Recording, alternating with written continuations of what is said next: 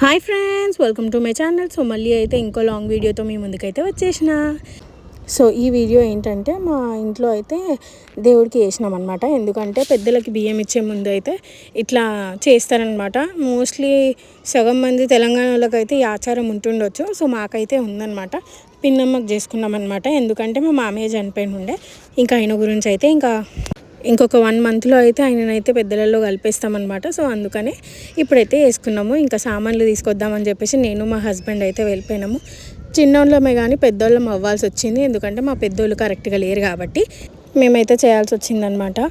So కొంతమంది mentalities ఎట్లుంటాయంటే, మేము పెట్టము కానీ అన్నీ చూపిస్తాం, మేము పెట్టాము కానీ రుబాబ్ చేస్తాం, మేము పెట్టాము కానీ పెద్దరికాలు చేస్తాం, అట్లా ఉంటారనమాట. సో నాకైతే వాళ్ళు నచ్చరు.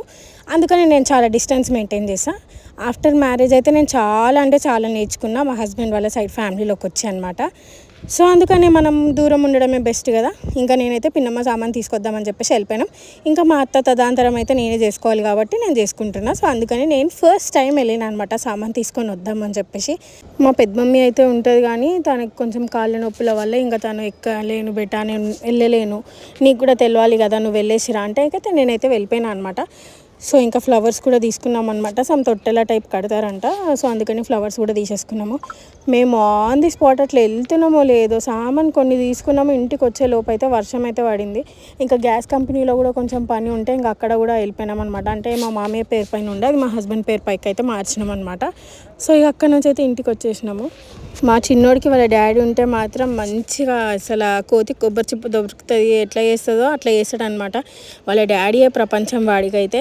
ఇంకో ఇంట్లోకైతే వచ్చేసి అంతా స్టార్ట్ అయితే చేసేసినారనమాట. మా పెద్ద మమ్మీ, మా అత్తమ్మ వాళ్ళ అక్క వాళ్ళందరూ అయితే స్టార్ట్ చేసేసినారు. ఇంకా మేక కూడా వచ్చేసింది.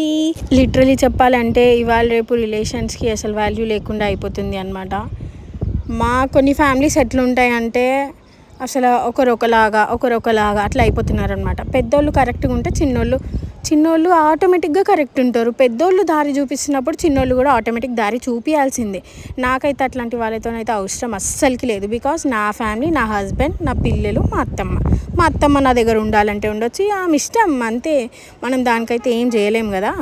సో ఇంకా మా పెద్ద మమ్మీ అయితే మంచిగా పిండి తడిపేసి బొమ్మలాగా చేసేసి మంచిగా దీపం ముట్టించింది. ఆ డెకరేషన్ మొత్తం నేనే చేసిన అనమాట. ఫ్లవర్స్ అయితే ఎక్కువ ఉండే, ఇంకా ఫ్లవర్స్ అయితే మనం వేరే దానికి యూజ్ చేయొద్దు అని చెప్పినారు కాబట్టి ఇంకా అదైతే చేసేసినాం అనమాట. మంచిగా అనిపించింది నాకు. మా ఆడపడుచు కానీ, మా చిన్నత్తమ్మ కానీ, మా పెద్ద మమ్మీ కానీ, మా పద్మక్క కానీ చాలా హెల్ప్ చేసినారు. వెజల్స్ వాష్ చేసి ఇచ్చినారు. లిటరల్లీ చెప్పాలంటే మా ఆడపడుచు, మా చిన్నత్త లేకపోతే ఇంకా నేను లేను. ఎందుకంటే మా ఇంట్లో ఏదైనా ముందుండి వాళ్ళే చేస్తారు నాకు. వాళ్ళు ఇంకా చెయ్యకపోతే నా పరిస్థితి ఎట్లుంటుందో నేను కొంతమంది దగ్గర ఎక్స్పెక్ట్ చేసిన అనమాట. కానీ నాకు వాళ్ళ దగ్గర నుంచి అయితే ఏం రాలేదు. చెప్పినాను కదా, మనీ మేక్స్ మ్యాటర్. రియల్లీ మా హస్బెండ్ నైట్లు పగళ్ళు కష్టపడి చేస్తున్నాడు కాబట్టి ఆటోమేటిక్గా నాకు రుబాబ్ ఉంటుంది. ఎందుకంటే నేను చేస్తున్నా నేను పెట్టుకొని చేసుకుంటున్నా. నా మీద ఎవరు రుబాబ్ చేయాలని అనుకుంటే అది కాని పని. మీరు ప్రతి ఒక్కటి మా పైన వేసేసి నేను ఇంతనే చేస్తాను, నేను అంతనే చేస్తాను అంటే దేవుడు చూసుకుంటాడు. పెద్దలకు చేస్తే మనకు పుణ్యమే వస్తుంది. నేను ఎంత పెడుతున్నానో నా దేవుడు నాకు అంతే కలియని నేను కూడా అదే మొక్కుతున్నా. మా మామ ఏదైతే మంచిగా అయిపోవాలి అని చెప్పేసి. బికాజ్ మా మామయ్య అయితే ఒక 6 years బ్యాక్ వరకు వాళ్ళ పెద్ద కొడుకు దగ్గరనే ఉన్నాడు. ఆయన నా దగ్గరికి రావడం ఏందో, మాతో టైం స్పెండ్ చేయడం ఏమో, ఆయన నేను ఇక్కడే ఉండాలి, నేను ఇక్కడనే చనిపోవాలి అని చెప్పేసి అనడం ఏంటో. ఆయన 18 days నాతో మంచిగా టైం స్పెండ్ చేసి, అంటే మధ్యలో కూడా నా దగ్గరకు వచ్చి అయితే వెళ్తుండే అనమాట. ఇంకా ఇక్కడే చనిపోయినాడు, ఇంకా మాతో చేయించుకోవాలి అని చెప్పేసి ఉండనేమో. అందుకని ఇంకా మేమైతే మంచిగా చేయాలి మా మామయ్యకి. ఎవరు ఇచ్చినా ఎవరు ఇవ్వకపోయినా ఇంకా మనమైతే చేయాల్సి వస్తుంది. అన్నీ ఆ భగవంతుడు చూసుకుంటాడు. నేనైతే అదే నమ్ముతున్నా. ఇప్పుడైతే కర్మ రిటర్న్స్ అంతే. కర్మ మాత్రం పక్క చూపిస్తుంది. అహంకార పడొద్దు అని అంటుంది కదా. నేనైతే డబ్బు విషయంలో అయితే ఏం అహంకార పడను. ఎందుకంటే మనుషులు మంచిగా ఉంటే ఆటోమేటిక్గా డబ్బు వస్తుంది. డబ్బు రాగానే తలకెక్కి తల పొగరు చూపించే వాళ్ళకైతే చెప్తున్నా, కర్మ మాత్రం పక్కా రివర్స్ కొడుతుంది.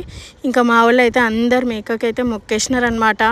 అటు ఇటు చూసుకుంది, అన్ని దిక్కులు చూసేసి ఇంకా నేను గట్టిగా అరిచేసిన అనమాట. ఇస్తావా లేదా అని అరిచేసిన. ఇస్తావా లేదా. సో ప్రశాంతంగా అయితే అయిపోయిందనమాట. ఇంకా మేక జర్తి ఇచ్చేసింది. ఇంకా మేకనైతే కటింగ్కి తీసుకొని వెళ్ళిపోయినారు. ఇంకా మా ఆడపడుచు అయితే రైస్ పెట్టేసింది. మా అత్తమ్మ అయితే, మా చిన్నత్త అయితే కర్రీ వేసేసిందనమాట. ఇంకా మా పెద్ద మమ్మీ అయితే నైవేద్యం పెడుతుంది దేవుడికి. ఈమెయితే మా ఇంకొక ఆడపడుచు. సో మనం రానోళ్ళ గురించి అయితే అస్సలు ఫీల్ కావద్దు. ఎందుకంటే వచ్చిన వాళ్ళే సాయి. దేవుడు అయితే మనకు చల్లగా ఇస్తాడు. దేవుడికి అన్నీ తెలుసు. ఒకవేళ ఎవరైనా తప్పులు చేస్తే మాత్రం కర్మ రిటర్న్స్ అంతే. సో నేనైతే కర్మని మధ్య బాగా నమ్ముతున్నాను అనమాట. సో ఇంకా అక్కడైతే తిల్లి అయితే కాల్చినారనమాట. ఇంకా అదైతే ప్రసాదంగా వేసినారు. ఇంకా కట్ చేసిన మటన్ అయితే ఇక మా ఆడపడుచు అయితే పొయ్యి పైన వేసేసింది అనమాట. మా వదిన సేమ్ మా అత్తమ్మ లాగానే మంచిగా కుక్ చేస్తుంది అనమాట. ఇంకా నాకైతే రేపు ఎగ్జామ్ ఉంది. ఇంత కూడా భయం లేదు. నా ముఖం చూడండి అసలు ఎట్లయింది. వీళ్ళంతా మంచిగా ముచ్చట్లు వేసుకుంటా పిచ్చాపాటి వేసుకున్నారనమాట. వాళ్ళ మీద వీళ్ళ మీద గాసిప్స్ వేసుకుంటా, వాళ్ళ మీద వీళ్ళ మీద అంటే మా రిలేటివ్స్ మీద కాదండి. ఈ మధ్య ప్రాజెక్ట్స్ ఎట్లా ఇస్తున్నారో దానిపైన. సో ఇంకా మా అత్తమ్మ మా మమ్మీ అయితే వెజ్ పీపుల్ అనమాట, వెజిటేరియన్స్ వాళ్ళు. సో ఇంకా వాళ్ళైతే చిక్కుడుకాయ కర్రీతో అయితే అన్నం తినేసినారు. డే అయితే మంచిగా సాఫీగా సాగిపోయింది. నేను అనుకున్న కన్నా ఎక్కువ సాటిస్ఫాక్షన్తో అయిందనమాట. సో మంచిగా చూసే వాళ్ళని ఆ దేవుడు ఇంకా మన పెద్దలు మంచిగా చూస్తారు, నాకు తెలుసు, అందుకనే చెప్తున్నా. సో నెక్స్ట్ డే అయితే మార్నింగ్ 4 o'clock లేవ్వంగా నేనైతే స్నానం చేసిన. నాకు అస్సలు నిద్ర లేదు. నైట్ అంతా మా వాళ్ళు మంచిగా ఎంజాయ్ చేసినారు. ఇక తెలియంది ఏముంది, మన తెలంగాణ దాంట్లలో అయితే మంచిగా తాగుతారు, తింటారు, ముక్కలేని ముద్ద దిగదనమాట. మా వాళ్ళకి ఇంకా మంచిగా 12 వరకు వాళ్ళు ఎంజాయ్ చేసినారు. ఇక వాళ్ళ వల్ల నేను చక్కగా నిద్రపోలేను.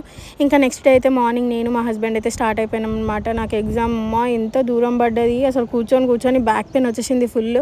ఇంకా ఎగ్జామ్ అయితే కంపల్సరీ రాయాలి. ఆల్రెడీ లాస్ట్ టైమే నేను ఆపర్చునిటీని పోడగొట్టుకున్నా. ఇంక ఈసారి అయితే పోడగొట్టుకోవద్దు అని చెప్పేసి నేనైతే వెళ్ళిపోయాను అనమాట. నేను ఉండేది కుక్కట్పల్లి, ఆ సెంటర్ పడిందేమో బాట సింగారంలో అనమాట.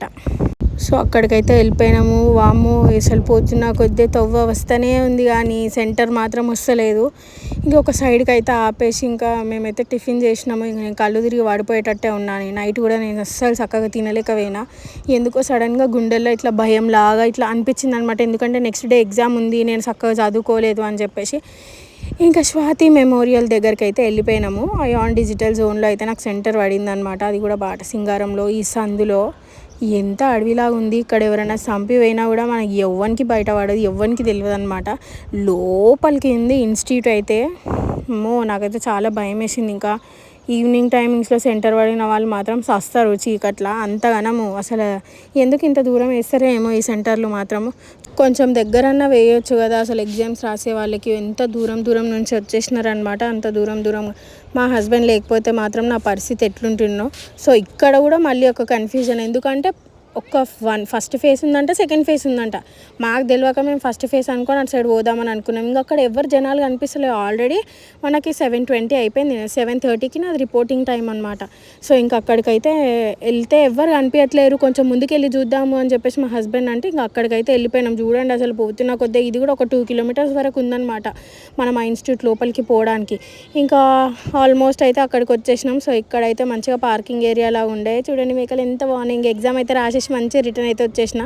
కమ్మలు, రబ్బర్ బ్యాండ్ కూడా తీపిచ్చినారు. ఏం ఎగ్జామ్ ముక్కుకు టేప్ వేసి పడేసినారు. ముక్కు పుల్లు వస్తలేదని చెప్పేసి ఇంకా నేను లోపలికి వెళ్ళిపోగానే మా ఆయనకు చెప్పిన వీడియో తీయమని ఇంకా ఆయన అయితే తీయలేదు. సో నెక్స్ట్ వీడియో గురించి అయితే వెయిట్ చేయండి. Stay tune. Bye, love you.